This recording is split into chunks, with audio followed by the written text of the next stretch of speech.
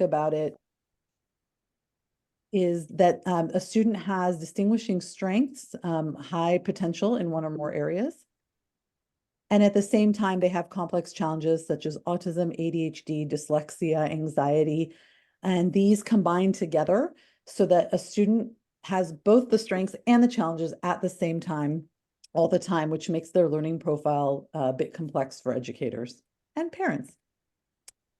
You can learn more about 2E and see all of our previous events recordings, our blog posts, our resources at real2e.org, and they have been beautifully rearranged by Abby by topic groups, so they're really easy to browse. We have some more upcoming events on February 15th. We have Emily Kircher-Morris coming to speak about 2E and emotional regulation. We also have an event to kick off Neurodiversity Celebration Week about integrating neurodivergent strengths at school. Later in March, we have Dr. Matt Zakreski speaking about sensory challenges and masking. And we'll round out our year with Dr. Danica Maddox speaking about how to reduce power struggles with your 2E kid. Not that any of us have those. We also run a bi-monthly 2E parent support group, and our next two meetings on Zoom are on March 7th and May 2nd. You can get all of these information about these events and RSVP for them on our website. We're also super excited to announce that we just launched, in partnership with all these amazing organizations, a neurodiversity speaker series that's going to bring a variety of amazing speakers on all the topics you see below. So you can go to neurodiversityspeakerseries.org to learn more. Additionally, REAL has an online private Google group that has about 650 local parents talking about 2E. You can ask questions there about schools, about therapists, share wins, anything you need. You can also follow us on Facebook, Twitter, new on Instagram, and all of our previous event recordings are available on YouTube. As I mentioned before, we offer educational workshops at schools. So if you would like to bring us to your school on any of these topics, please introduce us and we will be happy to run a learning difference simulation, introduction to 2E, or a workshop on a variety of other topics. We recently launched an IEP guide for twice exceptional students. It's a free 46-page guide all about IEPs and the challenges that are uniquely faced by twice exceptional students. It is tailored to the California Bay Area, but most of it, 95% of it, is applicable to IEPs anywhere. And I would now like to introduce our two speakers from Curious Cardinals today. Audrey paused her studies at Stanford University to pursue Curious Cardinals, chasing her dreams to not only help K-12 students unlock their greatest potential, but also provide college students with meaningful work. After teaching her first workshop on mass incarceration to high school students at the start of the pandemic, Audrey mobilized her most ambitious peers at Stanford and beyond to share topics they were passionate about to K-12 students. Since then, Audrey has spoken on CNN, in Forbes, and on the Today Show to share her vision to create a community of lifelong learners and doers. Curious Cardinals has now raised over $7 million in seed funding, led by Anthos Capital and Audacious Ventures. She was recognized in 2022 Forbes 30 Under 30 Education and Youngest category. At Stanford, Audrey was a history major whose research on the history of sexual assault was published in the Stanford Historical Journal. When Audrey is not working or speaking to members of the Curious Cardinals community, she can be found running while listening to podcasts, reading, or at art museums.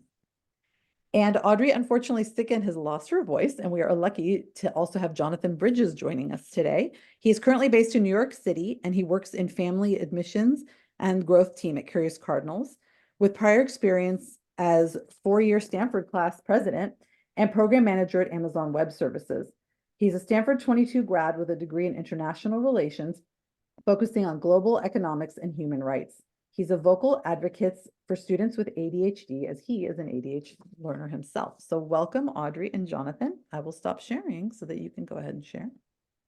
Thank you. Thank you so much for having us today. We're so excited to share. And as I said, I'm sorry my voice is a bit lost, but fortunately I'm joined with my amazing team member, Jonathan, who will be co-teaching this workshop with me.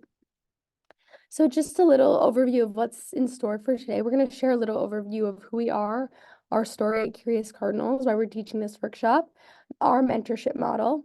Jana will share his personal story, Then we will dive in and frame kind of challenges for 2E kids and how mentorship solves for those challenges, why mentorship, its value, its unique benefit for neurodivergent learners, how to find mentors, and then 7 ways to help your kids discover their passions, whether that be through the guidance as a parent or through a mentor you find, and then we'll open it up to Q&A.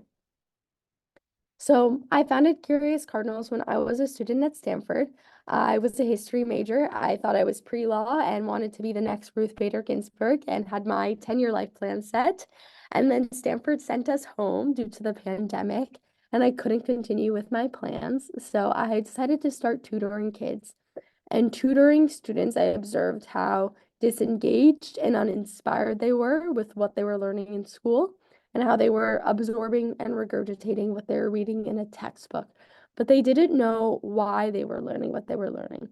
So that inspired me to apply what they were learning in school to my passions, their interests, the world around them, in hopes of making their learning feel like it actually mattered. I realized that this wasn't so much a tutoring relationship.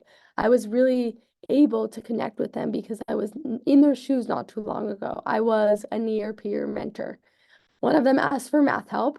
I was not as passionate about math, so that's where Alec, my eventual co-founder, came into the picture. Alec was an aerospace engineer at Stanford, and he started applying what they were learning in math to how airplanes fly. And fast forward, they began telling all their friends, and what started as a pandemic passion project has blossomed into a global community. We have over 500 college-age mentors now working with thousands of students around the globe. And so the core pillars to our mentorship model that are unique to Curious Cardinals, but we share them because they can be applicable and created and found elsewhere as well, are near-peer mentorship, passion-driven learning, project-based learning, and representation matter. So near-peer mentorship is learning from a college student who's not too much older in age than yourself, so they can set out the path to where they got to and make it feel attainable. Our mentors also grew up on social media. They also had their education halted by the pandemic. They get it. They speak the same language. The light bulb moment for me here was when I was working with my first student, and I read to her my research that was published in the Stanford Historical Journal. And she said, "Oh my God, how did you write this?" And I looked at her and I said, "Jane, you are so much further ahead of where I was when I was your age. Imagine where you're going to be when you're my age." And her jaw dropped. She was like, "Oh my God," because suddenly the path of where I was, what I had accomplished, felt attainable to her. And that's what near peer mentorship is about. It's about making your accomplishments, your learnings feel attainable and accessible to your student because there's proximity in age. Second is passion-driven learning. We really aim to start with students' existing interests and show their applications in an interdisciplinary way. We often teach in silos, but we live in a hyper interconnected world. And so if your student loves sports, they can learn sports analytics or sports journalism. Or maybe they love fashion, they can learn the business of fashion or fashion and sustainability. There's a way to apply students' existing interests to their learning and make the learning really come alive. The third pillar is project-based learning. Not all of our engagements culminate in project deliverables at Curious Cardinals. The majority do. More than anything, though, what we espouse at Curious Cardinals is the ethos of project-based learning. I didn't take computer science in high school, not because I wasn't interested, but because I thought maybe I'd get a bad grade and it would tarnish my chances of getting into Stanford. Just such a terrible reason not to try something, but so often that fear of failure inhibits students from even trying. So we aim to detach that fear and encourage exploration. And then finally, the fourth pillar is representation matters. And we really believe this is a core element to meaningful mentorship. You are what you can see. I was one of the few girls in my honors math class. I lacked a lot of confidence in STEM, and I probably prematurely deemed myself a humanities gal. And I can't imagine how transformational it would have been if I had a female engineer mentor who made me feel like I belonged in that space. And so whether it's your gender, your race, a learning difference you have, an aspiration to be a college athlete, whatever it is that's most core to your identity, we want to match your student to a mentor who they can see themselves in, because that makes all the difference in making them feel validated and seen and heard, and make them feel whatever it is that's unique to their identity, they're capable of accomplishing what they set their mind to. So I'm going to hand it off to Jono to talk a little bit about these nonlinear learning journeys and then share his own story and then take away for the second part of the presentation. Thank you, Audrey. Thank you all for joining us. That was an amazing introduction. Thank you, Yael. But I would love to talk about sort of what my journey looks like and how that can apply to the learning journey that we see with all the students that we work with. So at the beginning, something that I learned was the learning journey has lots of twists and turns. For me, it took a lot of different curves throughout my life and what I was interested in, how I learned, and where it worked for me. There's many different types of being a 2D learner. Mine was I'm pretty severely ADHD. Um, and it was not diagnosed. So whenever I was young, I always struggled with executive functioning. I was a great writer. That was my superpower. We believe that all students have superpowers, and they can come in many different forms. Writing and creativity happened to be my superpower, and yet the executive functioning piece I really struggled with. I wasn't diagnosed when I was younger because I wasn't hyperactive in class. It seemed like I could stay focused. But what the teachers and my parents didn't know was after I would finish my work super early in class, I couldn't just sit and listen. I had to be writing stories on the side and writing fiction characters and rewriting scripts for the Survivor shows that was loving as a student. And it can be hard for parents, especially first-time parents, or if you don't have any other students that are 2E learners, to know that your student might need additional support, right? Especially if they're performing well academically. But what did that look like in terms of my own academic confidence? We knew that I was a great writer and I held my own in mathematics, but because of my struggles with executive functioning, it was really hard for me to plan ahead of time with the problem sets that it takes to do a lot of STEM fields. I struggled with iterating and reworking on math problems that would take me weeks to figure out, whereas a paper and research I could bust out in a couple of days. That procrastinating struggle with organization was hard, and I developed my own strategies because I was a motivated learner that at the time I didn't know reflected that I had ADHD. So what did that look like for me? It looked like if I needed to plan an essay, I go on a 2 hour drive in my car around town in a loop, playing the same song over and over again, and at every point in the song, saying exactly what part of the essay I might want to work through because I needed to just talk it out. I couldn't sit in front of a blank screen. Sometimes starting an essay for me in front of a screen with nowhere to go, I could sit and stare at it for hours. It was almost a physical physically could not start working. I couldn't put my ideas down on paper. I didn't know where I wanted to go. So I learned this strange strategy, and my parents were like, yeah, whatever you need to do to go and think, right? But on the flip side, that really hurt my academic confidence. I didn't think I was good at math, not because I wasn't making good grades in math, but because it didn't feel natural to me. There was a black and white answer. I couldn't be creative. I couldn't go on long drives and talk out the solutions that I wanted to see. And so I really struggled.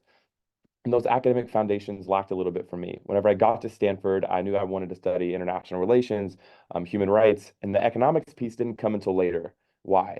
Because I thought I was bad at math, because I didn't have that academic confidence to support me with applying my own learning strategies to what might work in the traditional teaching model where it's all taught to the students in the classroom the same way. I didn't have the foundation to put me in university thinking I can take math, I can learn it my own way, and to get the support for me to apply it. I learned that I had ADHD whenever I was sent home during the pandemic my junior year because I wanted to take a computer science class. I wanted to learn what was happening and I was scared. But in computer science, you get a problem set and then you have to work on it and debug it for 3 weeks before it's due. That was a new concept to me. How do I organize this time for myself? How do I manage my calendar such that I'm iterating on it every single day when I was always used to doing my assignments quickly and doing them well and making good grades? But in computer science, you can't work on it the night before and make sure it's good. You have to go to office hours, weeks on end, and plan and really use your time management well. So that's where that first piece of the executive functioning and the academic confidence, those first blocks in the learning journey, really inhibited me. But it also was a blessing because I learned then, was diagnosed with ADHD, and started to learn how to develop strategies that were particular for my learning. I'll never forget around that time I was diagnosed, just before I had made my appointment, I went to a bookstore and I would do this a lot where I would just want to go to, browse around the libraries and choose a random book and just flip to a page and start reading. And I happened to find a book called Adults with ADHD. And I flipped to a page and it was a story of a guy who was great at writing, but he had the most important memo due of his entire life in the morning. He had iterated on it and he had knew that it was important and due for weeks. His room was a mess. His office had paper strewn around everywhere. And he looked at his paper, and even though he had this really important project due in just a few hours, physically, he could not start working on it. He could not do it until the time pressure was such a burden that he was able to focus in and get away from all the distractions. And I looked at myself in those pages. And that's whenever I discovered that I was a 2E learner myself, and started to learn the strategies that can help me build upon the blocks that I had missed when I was younger, the academic confidence piece and the executive functioning piece, which helped me follow my passions after that. So it took me a little bit longer to build those blocks at the beginning that I wish a mentor could have helped me work through when I was young. It's no one's to blame for missing that diagnosis, of course, but being able to build the blocks, it's never too late of executive functioning and academic confidence that put in the academic foundations allowed me to start to study world economics in my last 3 years at Stanford, and actually follow the things I was passionate about that I didn't know I was very good at. So this learning journey, even though it's one way for me and one way for another student, the blocks are the same. We see the executive functioning piece coming in at the beginning, which leads to academic confidence, builds up your foundations. When you have those foundations in place, you're able to truly follow your passions. And so there's a lot of different challenges, like I mentioned, and what do those look like for a lot of different 2E learners? The first is isolation and loneliness, feeling like they're the odd one out. I felt this in my math courses, and I felt this a little bit in computer science at Stanford, but it's hard with the social challenges of either being too mature or too immature for your peer group or where you're at in your courses, the people that you're in classes with. The accommodations in school are not often fit for students that are 2E learners. In a 25 student classroom and things are being taught the same way to every student, how can you accommodate for every student that has a learning difference that's there? Mental health can also be a challenge whenever you start to notice you don't have the confidence or you're not on the same level as the other peers in your classroom. We see a lot of students that develop anxiety, poor self-esteem, or depression based on their academic performance in a subject because they're not getting those proper accommodations. Sometimes they're not being challenged enough, or they become bored in school, which leads to further distractions or the feeling that they're not a great learner. And then mom and dad can only listen, so much about dinosaurs or particle physics. Their kids often need someone else to info dump their special interests with. I had so many of these. I was obsessed with Egyptology and the Hatshepsut and like the different pharaohs when I was a kid. My parents are from East Tennessee, like they don't know anything about the Middle East, and I would go on long blocks about I want to Google Street View and Google Maps around Cairo, memorize the streets, and then talk about how this applies to the economics of ancient Egypt as well. And my mom and dad were like, I don't know what to say. They were like, we could put you on the History Channel, but they weren't equipped to really support that interest and that passion of mine. And so sometimes kids just need someone that understand what it's like to be super obsessed with a subject, whatever that might be. Sometimes that can lead to lack of confidence and unwilling to try new things. Kids have a fear of failure because of the traditional education system. There are clear grades, there's right and wrong answers. We want to perform well, and it can be hard to learn to put yourself out there and speak up for what you need. The self-advocacy piece is super hard.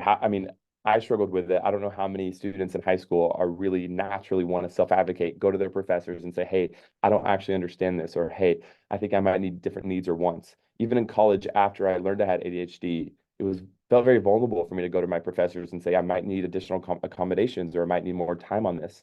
And it can be tough for parents to instill that in students as well, because I didn't want to listen to my parents in high school if they were to say, speak up for yourself and go talk to your professors, right? Like mom and dad, what do you know? Like you were in school so long ago. So that's where we see someone that is close in age being able to help support those challenges. And that's why we believe why mentorship is important. So a mentorship provides that socio-emotional support. It inserts a positive role model into a child's life, and it adds to the parent's village. We know it takes a village to raise a student, and it helps parents stress a little bit less and to know that they're not alone. And it's not just another therapist or a teacher that's someone there to tell the child that they're doing something wrong. It's an equal partner in helping the child accomplish their goals. I'm mentoring a student right now who is a neurodivergent learner. He's 2E, and on the autistic spectrum. And it feels different coming from his parent and then coming from me when I say, hey, boys were mean to me in school as well. Like, let's work on like how you can react and when someone's not nice to you in class, or let's work on, not raising your hand and blurting out the answer every time a teacher asks a question. I'm giving him that confidence without saying he's doing anything wrong. And that's hard to come from a parent sometimes because students don't want to listen to that. It fosters a sense of the belonging and mattering to know that someone a kid respects, someone that they look up to, has also been in their shoes. They've also dealt with this, which is so important for 2E learners to see that whatever they believe is possible because the role model also has those same experiences. It allows the kids to build the confidence, to foster autonomy, to foster independence, and to build those skills that they so deeply need from staying focused or building executive functioning or feeling confident, like Audrey mentioned, in whatever course that they don't have the academic confidence in. Why near peer mentorship? Learning from a person who's near an age and share similar interests and experiences is huge. It's someone who can teach your child and hold them accountable, send them texts in the middle of the week saying, hey, remember that assignment you have due, or hey, how's it going with school and social challenges at the lunchroom? It comes from a place of understanding and a place of you're not doing anything wrong, you're not failing at this, but I've been there. I know it's hard. Here's how I did it, and here's how I can support you in improving and staying ahead of the challenges that you're facing in school. And to be honest, we're a lot cooler than mom and dad. I can talk to students about cool sneakers and Travis Scott, and sometimes mom and dad don't know what to say when their students have these niche obsessions and come to them and ask about social pressures. We also grew up in the age of social media. We also grew up in an age of digitalization and having your education halted by the pandemic and seeing, students that transition to virtual learning, how that can really impact executive functioning and staying focused. And not having that one-to-one contact for those years can set a lot of students behind socially. And we get it. We've been there. And that helps students understand, again, that they're not alone in this. Mentorship is uniquely helpful for neurodivergent students and 2E learners. It cultivates a positive identity and self-esteem. Self-esteem is one of the key aspects of building academic confidence and academic success. Self-esteem goes beyond just social confidence, but it also helps students understand that they can pursue their interests and dive deep into their passions. They could provide accommodations and low stress learnings without any type of pressure and dysregulation. So there's no grades here with our mentorship. We just want to talk about your interests. Let's talk about dinosaurs. Let's talk about ancient Egypt.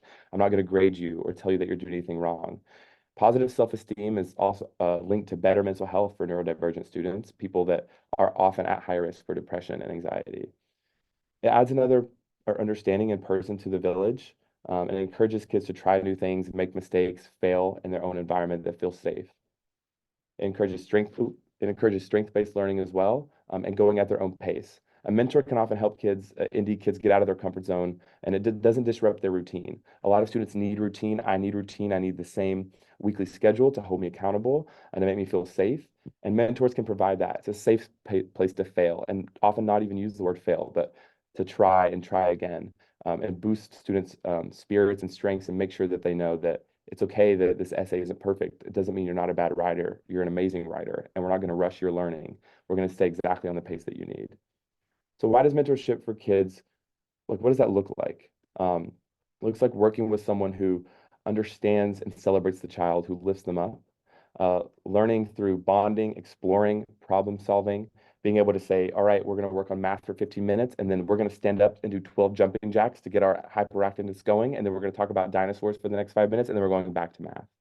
It's fostering boundless curiosity and creativity and provides autonomy and independence with tiny little wins. Every time a problem is done right, or every time they make an insight, celebrating that and making sure they know that that's a success and they need to feel proud of all those little wins along the way. It provides autonomy. It supports executive functioning like planning ahead and goal setting. It offers a non-judgmental and emotionally supportive environment for them. It encourages risk-taking and self-identity, and it aligns on the goals between the parent, the mentor, and the student in an open feedback loop. So parents see their kids and know what their kids are learning and improving upon, and can iterate with the mentor to say, hey, I think you should probably help my student in this area, or I'm noticing they're doing this now at home. And ultimately, it creates a fun experience that they can look forward to. Because at the end of the day, kids want to have fun. They want learning to be fun. And we believe at Curious Cardinals that curiosity is fun, and supporting students' passion should be something that's innate to their day and innate in their weekend. And we want them to wake up excited on the weekends to pursue a passion project or to dive deeper into dinosaurs or ancient Egypt or whatever their fixations are. So I'll pass it back to Audrey to introduce 7 ways you can help your kid be their best self and discover their passions. So now you've probably heard a little bit about the benefits of mentorship, why getting a mentor matters, how it can be helpful. And aligned with getting a mentor is usually figuring out your sense of self.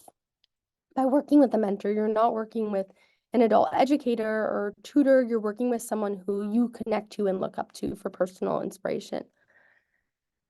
Sorry. And so whether this is as a parent or as a mentor, I now want to share kind of 7 ways that we have advice to help your child figure out how they can be their best self. So number 1 is expose your kid to new topics, ideas, and people in a way that is fun and authentic. The last thing any kid needs is more pressure. This might look like introducing them to potential mentors. This might look like something else. Exposure is everything and seeing what's possible, whether that's ideas, things, people. So I'm going to give my favorite example. When I was in high school, my mom started a tradition called Culture Sunday. I grew up in New York City, and she wanted me to know I was super lucky to grow up in New York City. She grew up in the prairies in Winnipeg, Canada. And so she said, every Sunday, we're going to do something cultural. We're going to go to a museum. We're going to go to a public art gallery. We're going to go to a different installation. We're going to take advantage of culture in the city. And as a freshman in high school, I said, ugh, Mom, do we really have to do this? And by 10th grade, I would say, where are we going this week, Mom? And by senior year, all my friends came along. They thought it was the most fun thing that we were going to see a cool new art exhibit in New York City. This became something that I'm extremely knowledgeable about. If we go into any museum together, I'm very knowledgeable about the artists on the wall or how to view art, but it's not really anywhere on my resume. And learning to have a passion just for the sake of passion and exploration that my mom gave me exposure to was so meaningful. So whether it's by starting your own culture Sunday, doing something with cuisines, cooking, something with exercise or hiking, there's so many ways to start little traditions with you and your child, or encourage a mentor to start with them that is going to help open their worldview to different aspects of the world that they might otherwise not have thought about or considered. 2 is encourage your kid to commit to at least one thing consistently. Whether it's in middle school or high school, I recommend having the experience of trying something for 2 to 3 years. For me, I was very into track and debate in high school. I started running track when I was in 7th grade and stuck with that throughout high school. And one of the most impactful aspects of that was that I got injured. So in 8th grade, I stress fractured both my shins, and I also then went through puberty, so my body changed, and I didn't run a best time for my 7th grade mile time until 10th grade. But I learned perseverance, I learned resilience, I learned that you're not always going to progress in a linear fashion. There's going to be some bumps along the way, but the very fact of continuing to show up is going to build self-resilience and be the most kind of defining element of your identity. Similarly with debate, I joined as a freshman in high school. I joined because I thought the upperclassmen were cool and I thought I wanted to be a lawyer, so debate must be cool. And by senior year, I became captain of the debate team. I didn't realize how much I would love it, the research skills I would learn. And so I would say, whether it's a sport or more of an extracurricular club or hobby, if you can have the experience of trying something for 2 to 3 years at least, you're going to grow so much as an individual, learning how much you can grow with the subject itself. Number 3, help your child develop a healthy relationship with social media. 13 to 18-year-olds use about 8.5 hours of screen time per day. That is a lot. Jano and I both grew up in a social media world. We were that first generation that grew up on phones. And I think the biggest thing is to have open conversations with it, have boundaries, have discussions, because if you don't have a stance, if you don't have a framework, it can be very overwhelming for kids to make sense of how to use their devices. One thing I shared yesterday was that my mom would always say to me, anything you post on social media, pretend that you're going to post in a billboard in Times Square. And so that was something I continually turned back to. Is this something that I'd be comfortable with being on a billboard in Times Square? And we'd often have open discussions about the time I was spending on devices or why my mom wanted me to spend less time. And so I think it's really important to have open dialogue about these things and have parameters and kind of ethical frameworks you implement in your own household so kids have guidance and parameters in place to think about how to use their devices. 4, create a space for your child to be honest about friends, relationships, and mental health. Create trust in your relationships. This is a lot easier said than done, but middle and high school are very hard times, especially if you're a twice exceptional learner and you feel a little like the odd one out or like you're going through something that other peers of yours or your parents might not actually personally understand. Similar to Jono, I also found out I had ADHD later on in life. I did not know when I was in middle or high school. It can manifest very differently in girls and boys, especially, but Shano is with me that we both got diagnosed much later on. And I lacked a lot of confidence in math. And as I said, felt like I really didn't belong in that classroom. I was also dealing with anxiety and all this pressure that I was putting on myself. And so the trust that I built with my parents and knowing that they were there for me, not asking how I was to punish me or anything else, just to be there for me, was really imperative, and a really imperative support foundation that I had at home. And so I think that trust is going to look so different based on who your kid is, but it's really imperative to helping a student become their best self, because if they have mental health on their plate, it's going to be a lot much more difficult to show up as their best self in the classroom, on the sports field, or whatever arena it may be. 5, instill the values that matter most to you and your child. This might seem a little cliche. You're probably saying, of course, but you don't have that many years till your children are out from the nest, flying into the world on their own, and you can really influence them when they're in your flock. And so I would say, I wrote this quote: when you get to the top of the mountain, keep climbing, because that was one of my grandpa's favorite quotes that my parents always like to say. And I'm really grateful for that quote, because I think seeing how passionate my parents were in their respective careers, hearing this quote my grandpa would always say, I learned to love the process. I wasn't so much focused on the journey, the outcome, because I knew when you get to the top of the mountain, you're going to keep climbing. But that made me feel like what you love is the day to day. It's not the few wins and celebrations along the way. It's the journey of kind of working towards the top, metaphorically, and kind of continuing to climbing once you get there. And so I'm very grateful for those values that my parents didn't just exemplify, but they reinforce through different words or slogans, because those are the things that influence your kids when they leave from the nest and carry with them. 6, emphasize the value of learning instead of the value of school. This can be hard, especially depending on who your kid is. Maybe they already love learning, but they're not so pumped about school. But I do think understanding that grades are an outcome that do not always align with a kid's understanding is very important.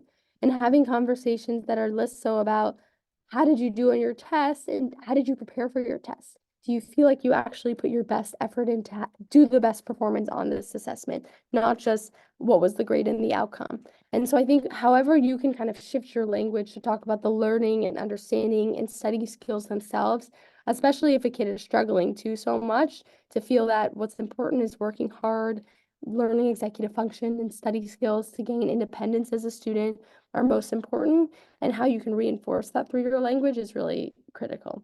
Here I was reading as a child. Last but definitely not least, is empower your kids to dream bigger. You are what you're able to see and what you are able to believe.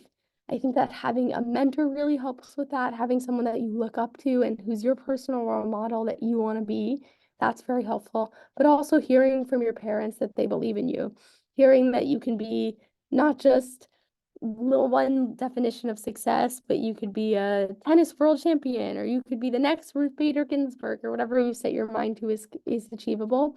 That might seem small, but it does go a long way. When Jono and I reflect back on our upbringing, those people who believed in us or said that we were capable of those crazy, audacious aspirations we set for ourselves, it meant a lot to little Audrey and little Jono. And so that's it for today. We're going to open it up to Q&A. I apologize for us losing our voice.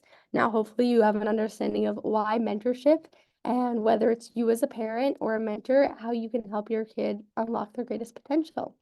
So we'll Thank open you it up guys so for much. Q&A. We did get a question in the chat, and if it's okay, I can start in this, unless Yael, you want to do a quick before we jump into Q&A. But Abby wrote that her daughter works with a really supportive mentor, and follows the requests of not focusing on spelling when they're working on writing because she's dyslexic.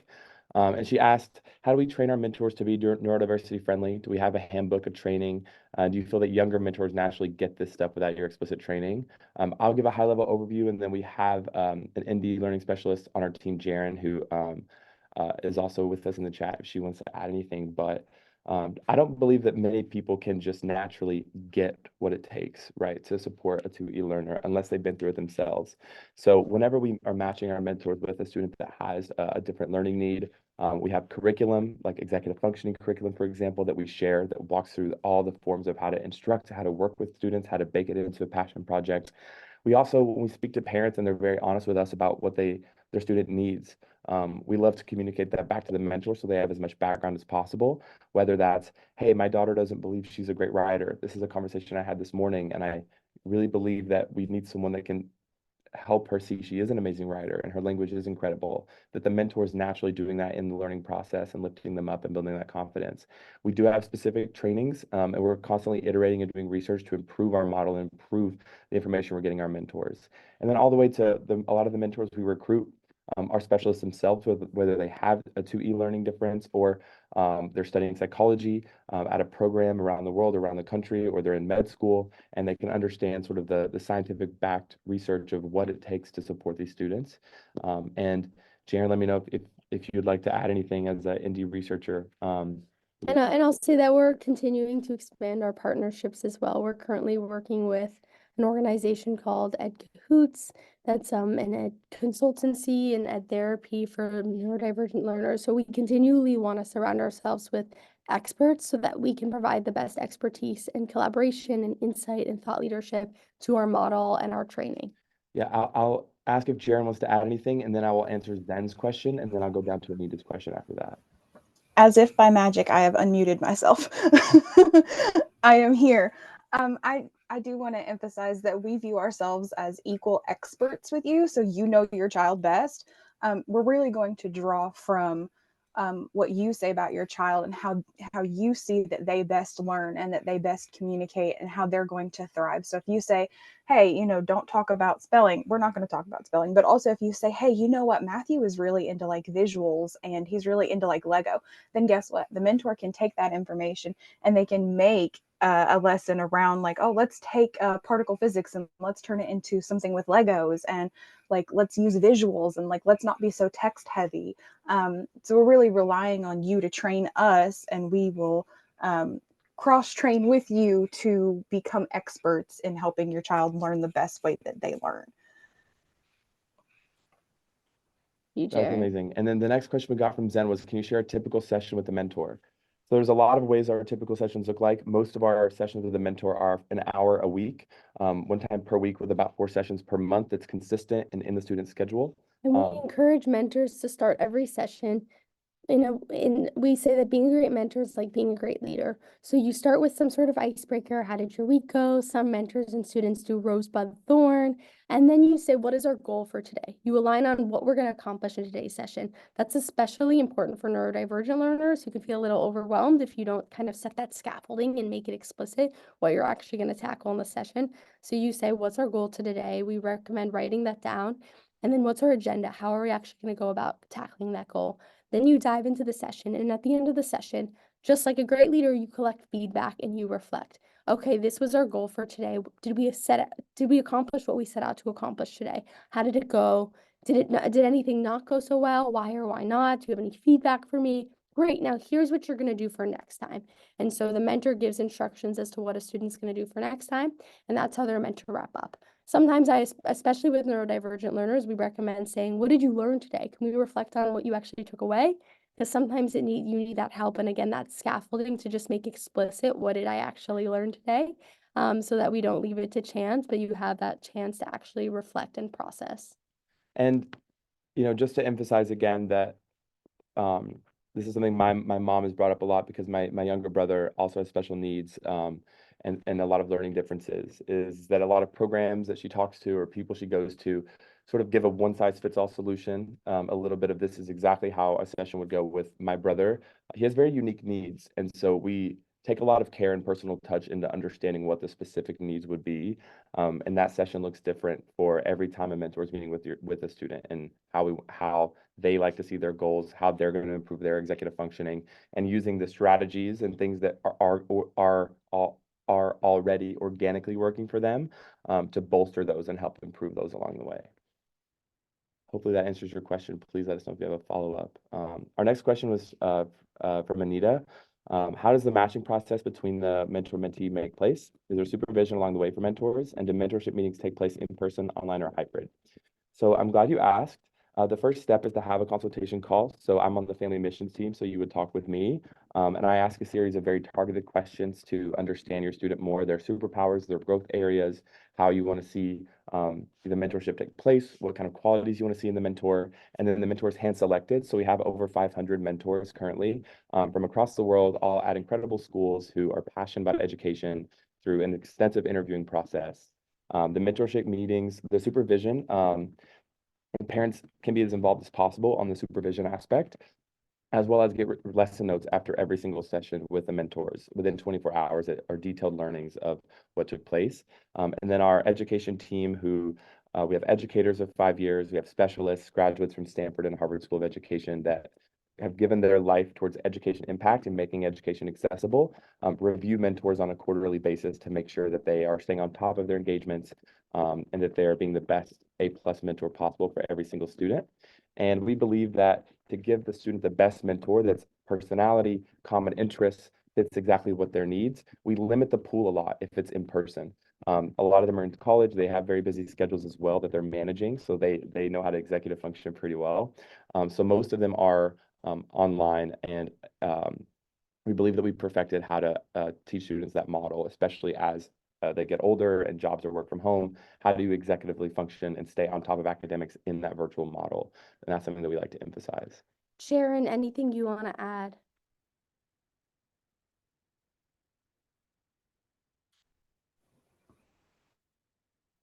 No, I think you guys covered it.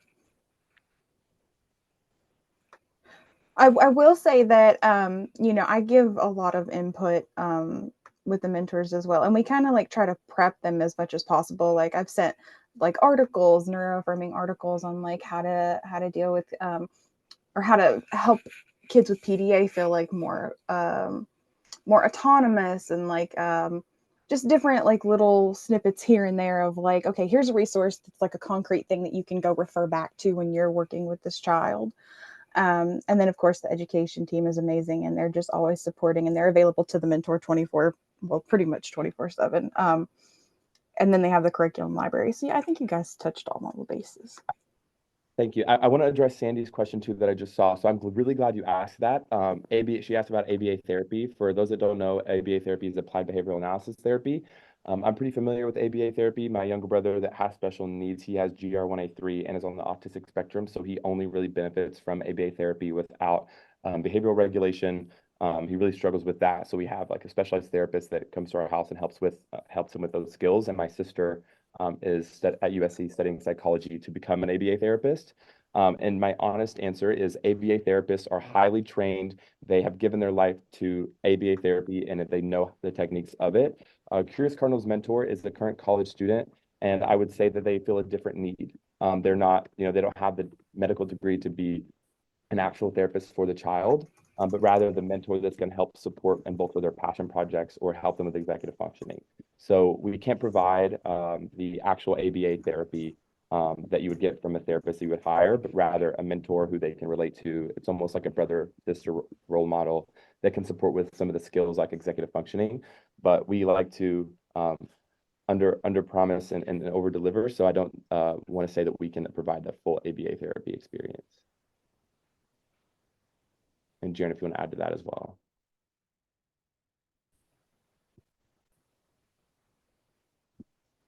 Oh, I was thinking, I think the major difference would be there's not any real demands being placed on the child. Like ABA, it's a lot of like demands. And especially for a child that has like, pervasive drive for autonomy or something like that. And you already have demands coming at you. Like you have school demands, you have home demands, you have chores, you have tutoring, you have all of these things. And then like if you have sports and like extracurriculars on top of all that, it's just a lot. And mentorship, in my mind, is just like a 1 hour a week where you just get to learn and have fun. And it's not the pressure of like performing or getting anything right, but it's just an enjoyable, like laid back way to learn, where there's still accountability. There's still, goals that you're working toward, but it's an enjoyable thing. Like my mentee, she's 14, she's autistic. It's like the favorite part of her week.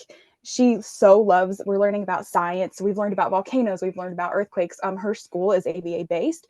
So she doesn't get to really learn science there. They don't think that she's ready for it.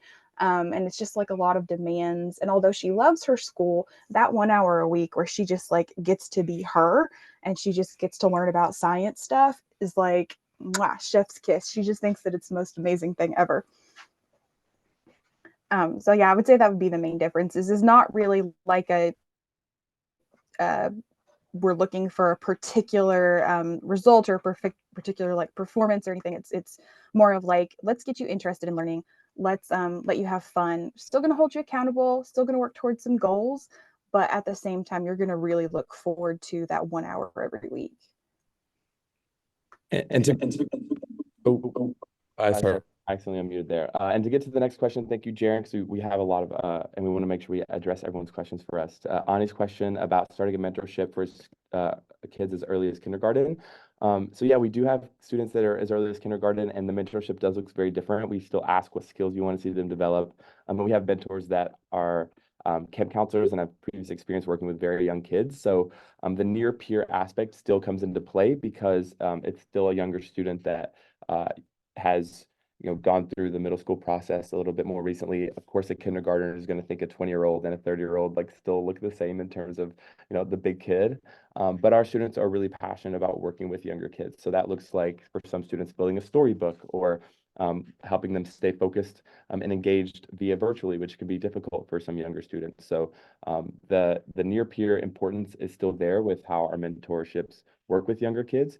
And I would just still ask the same questions as an older student for a kindergartner of, how would you like to see them grow? How would you like to see them be more engaged in the classroom? What are some skills you'd like to see them develop early on? And sometimes for younger kids, the sessions are shorter. We recommend 30 to 45-minute sessions based on attention span. But it's hyper personal. Some younger kids are not ready to start. Some kindergartners are very much ready to start. Our mentors are not all currently Stanford students. They actually come from 30+ universities, but of our 500 mentor base, around 200 of them attend Stanford. To go to the next question, we had a question about offering like a trial or initial one-to-one to assess the kids. So yeah, I would assess the student's needs with you and the parent in the call. And then whenever we match you to the mentor, you'll get 2 weeks to make sure it's the perfect fit. And then after that, you build on a monthly cadence with the mentor once you're confident that they're the right mentor for your student. And 95% of the time, we get it perfectly right. So normally that 2 weeks, the students are so excited and ready to go. And yes, as Abby has made clear, you don't need to go to Curious Cardinals to find a mentor. What I will say is unique for K through 12 kids is the accountability piece. When you're an adult and you're asking for someone to be your mentor, it's really relying on you to be the one saying, hey, can we meet? When are we showing up? Thank you for your time. And so what's nice about our model is this is built in and the mentor is going to be driving the accountability. So the key thing is to find someone who will be patient with you, meet your child where they're at, and be reliable in the way, show up in the ways that you're hoping for. We had another question here from Sandy. Are all the mentors current Stanford students? So our mentors come from, yeah, vast array of universities. Some are recent grads. I just want to make sure we're getting everything. I'm a mentor, and I've been a grad since 2022. So they're recent grads and still people that sometimes in grad school or medical school as well. Any other questions we can answer? We've had some questions in the background about people asking about schools, and do you help schools implement mentorship programs where older students might, I don't know if you do mentorship training for other people. We don't do mentorship training, but we do collaborate with quite a few schools. We collaborate with charter schools, the Uncommon School Network in New York City in the Northeast. We partner with Denver, Colorado Academy, Nueva schools, quite a few schools we partner with. And so, Jana, will you speak to what that looks like? Yeah, so whenever we're partnering with schools, it's still matching the students to the mentor, even passion-based learning in a project model. And is there a particular school, Audrey, that we're thinking of sharing as an example, or? Just in general. Yeah, in general, we still have the same model of making sure that the mentor and the mentee have the perfect match. And as we continue to work with schools that are prioritizing the passion-based learning and project-based learning, oftentimes we'll do an entire grade level, or we'll match a student to various mentors depending on what their academic needs are. So an academic mentor for a subject plus a passion project mentor to help them pursue fashion or pursue a blog. And we're still continuing to develop our partnerships with different schools around the country. That's amazing. You guys are everywhere. And although, both Abby and I use Curious Cardinals, we love Curious Cardinals. We do have members of our community who cannot afford to pay for mentorship. Do you have advice on how they might be able to find mentorship elsewhere in their community? Absolutely. I think the key thing is depends on your child's age and where they're at, but learning relationship building, learning how to outreach and learning how to advocate on oneself, and then learning how to be respectful of one's time and thank them for their time as a follow-up. So I think that's really essential is in order to get your kid ready to the point of being able to identify their own mentor, which is maybe more middle school and beyond, is helping them with those outreach and communication skills that we often don't teach kids in school. How to outreach someone, how to be respectful of their time, how to thank them for their time, because if someone is doing this out of the generosity of their heart and there's no transaction or anything bounding the relationship, I think the most important thing is the gratitude a kid shares for their time and the respect for their time, so this person feels committed and inspired to continue sharing their time with the child. Also, if someone has another question, feel free to, raise your hand and unmute if you'd like to ask as well. One other question we had was, do you offer mentorship in other languages as well? Yeah, so some of our mentors do speak various languages. We have mentors that can help students learn languages like Mandarin or Spanish or French, and our mentors who are fluent or their native language is not English. Yes, we will offer mentorships in those languages as well, as long as we have the mentor that can speak it comfortably. And there's some event chat. So there is an event tonight that's in person. We also have a virtual event that is focused on the Curious Cardinals model and our mentorship and getting students signed up and showing some projects that students have worked on and completed with their mentors. That's happening on the 23rd. If people are interested in a virtual event and can't make that in person and would like to have more information. Do you have a link to that one, Jonathan? I think I only have the links to the one tonight. Yeah, I do. I have it right now and I'm sending it in the chat. So this is going to be that virtual event right here. And then on our website, it's very easy to book a call. A lot of what parents will do before they hop on a call with us is they'll fill out the form where they give us information about their student and can say what type of mentor they're looking for. So on the call, we can come in and show you some of our mentors that we believe would be a great fit. And sometimes parents, while having the dinner or chilling late at night, just want to look through all the amazing mentors we have on our website. It can be fun to browse through yourself and see if you can identify a dream or a really awesome mentor for your student that could be available.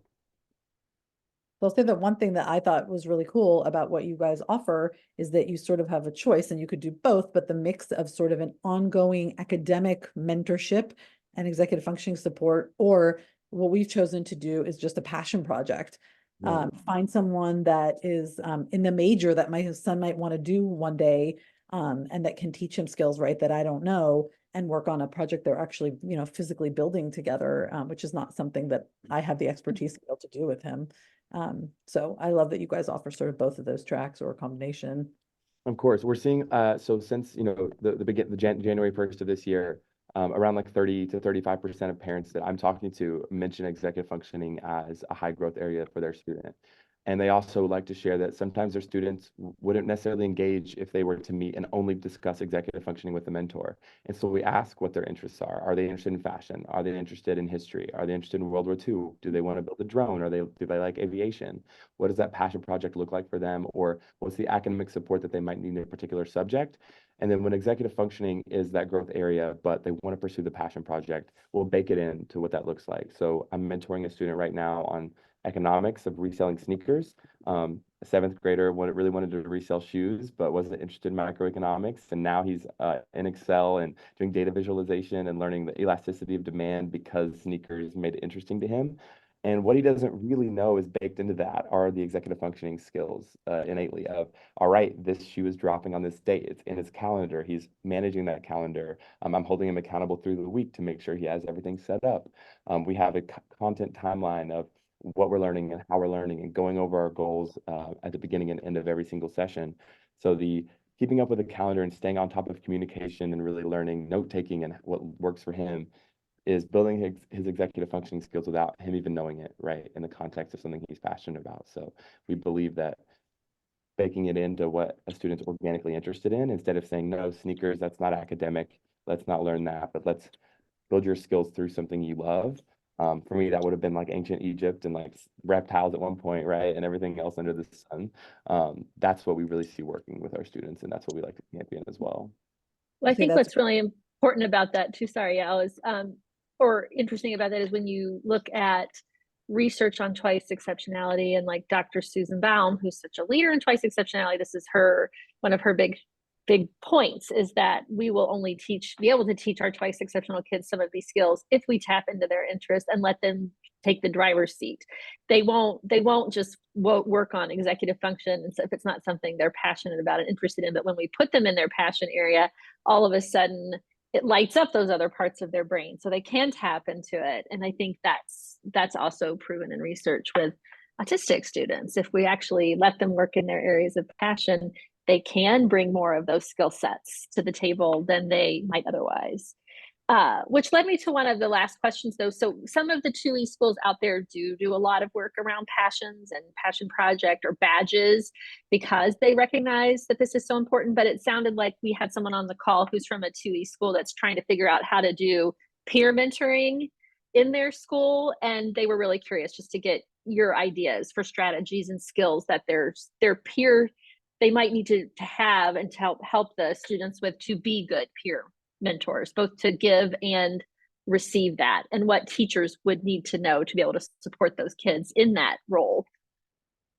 I think what the expectations and goal setting up front is really important. Being able to, if you're going to be a mentor, share what you can offer, what you can help with. Are you good at sending emails? Are you good at asking for help? Are you good at sports? What it is that your superpower is that you want to offer and help someone with. And on the other side, as a mentee, what you're looking for. I want help finding an area of interest. I want help self-advocating. I want help finding someone to connect with. So I think the most important thing when you get mentorship started or set up in school setting is to have the mentors define how they can help and what they can show up for and promise to deliver in, and the mentees define what they need help in. So the mentor can be very specific and targeted and supporting in those areas. And then, of course, what it requires to be a mentor. What's the kind of contract here? Are you meeting weekly? Are you meeting multiple times a week? Who's coming with the agenda and who's going to actually be driving the engagement? So I think those very pillars of mentorship are the most important things. Well, thank you both so much for joining and for Jaren. We loved having you here. I learned a lot. We will send out the recording of this event along with a resource sheet from Curious Cardinals. If you want to put anything else in the chat about how people can contact you, feel free. And so if anyone is interested in any of the resources, we will be sending them out to everyone who RSVP'd. Thank you everyone very much for attending. We hope to see you at one of our future events. Thank you so much for all. hosting us.